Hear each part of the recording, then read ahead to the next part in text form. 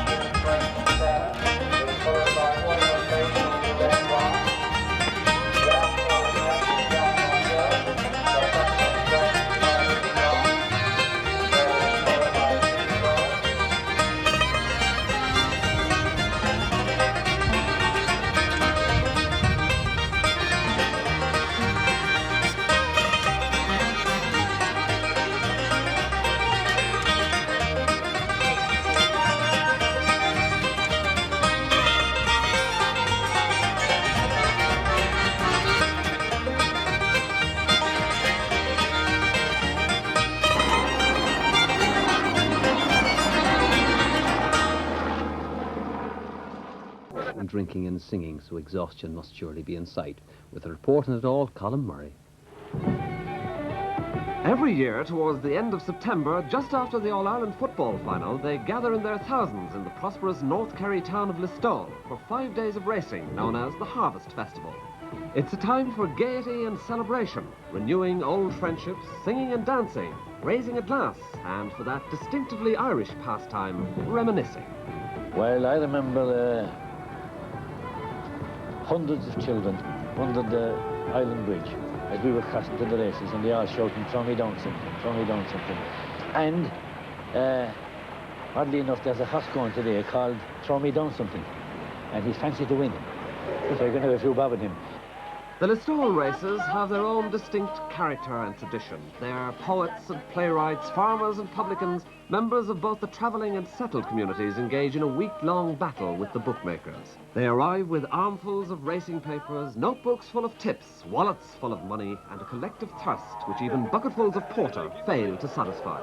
Racecourse Secretary Brendan Daly. I joined the race company in 1951, and this year will be my 38 years as secretary of the company. And when I joined in 1951, it was a 3-day meeting, a small meeting. Now, 38 years later, it has extended and expanded out of all recognition. The last of the festival meetings in the country, and I think that has helped its popularity. Year after year, the people come back and we must go to the store. And of course, the facilities that we have today are out of all proportion to what we had when I joined it in 1951. Well, of course, Brendan, it has the tradition throughout Munster for farmers of being the old Harvest Festival meeting. Yes, that is so. It is a farmers' meeting at the end of the season meeting. It's the harvest is over and they head for Listowel Races. As well as that, of course, it's a great hoteliers meeting. The tourist season has come to an end and they can take a break and go racing to Listowel. And that in recent times this has got the name of being a great Dublin publicans meeting. But in addition to that, we draw them from all parts of the country and across Channel. Your average racecourse is a fella who generally wears a cap and overcoat and who looks far from prosperous, but is pretty well aware because he's generally a hard-working dairy cow farmer. And as I so often say, the dairy cow is the mistress of our economy here in North Kerry. Every second man you see in the street is a small farmer or a big farmer. And these fellows are the salt of the earth. 7-day week, no strikes, they never stop going. In the pub, they can drink whiskey and stout from morning to night. They'll never raise a row, but they'll sing at the drop of a hat, and they adore women. And that is my concept of the typical Listowel racecourse. The festival is helped very much by a loyal band of supporters who have formed a club with the aim of boosting the image of the Listowel Races and ensuring that it gets its decent share of prize money to compete for. So why do they come together? Tralee and Killarney have had for a number of years now a very successful supporters club, and they've been the backbone of sponsorship for both those meetings. So we felt it was time, with the good permission of the Listowel Race Company, to form a supporters club in Listowel. We've been very successful in the 2 years. We've been able to put in £8,000 last year, £8,000 this year, and hopefully we may reach the 10,000 next year. We feel we've had a great feedback this year, and already we have a lot of extra members we hope lined up. So we do think that we will have 200 next year. If we could stabilise that position, because the current climate isn't very good financially, if we could stabilise that 200 members over a number of years, we would be satisfied. The Irish Racing Board takes a huge interest in the success of Listowel. Why? Frank Smith. Listowel is one of our major festival meetings of the year. It attracts over 60,000 people in attendances, and overall the betting turnover with the bookmakers over the 5 days would be in excess of 3 million. This year we expect that the total turnover would go over the 1 million mark here at Listowel for the first time ever. So I think with those types of figures in attendances, you can see that it has a very important part in terms of the racing industry as a whole, and certainly from the board's income also. It's obviously one that, for your revenue every year, is vital in your calculations. Yeah, it's certainly a time when we expect or hope that the weather beforehand would be quite good, so as the farming community, which support this meeting to a very large extent, can have their work finished, because likewise if the crowds aren't there, then our income over the week would be drastically reduced. Fortune smiled on jockey Podge Gill, who won the Guinness Kerry National on Superfurrow. But for many others, it was a case of broken dreams, empty pockets, and of course, the inevitable sore head. There's a Listowel queued in for the sick head, which is known as the Listowel mutton pie, which is unique to Listowel, and which has great curing properties, especially for those who have been alcoholically induced into sickness from the revels of the night before. And I remember a crowd of us one night in the pub, we decided to write a little song about the perseverance and the durability of the mutton pie. And it went something like this. By Cahersiveen, while patrolling, we sighted a strange-looking yoke. Opened fire to the sub, said our skipper, then our 4-inch and 2 inches spoke.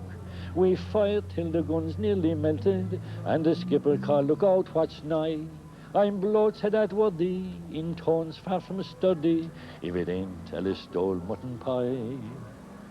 But the pie is cooked. You see, most business houses in Listowel are too busy to have what we call the orthodox sort of dinner or lunch.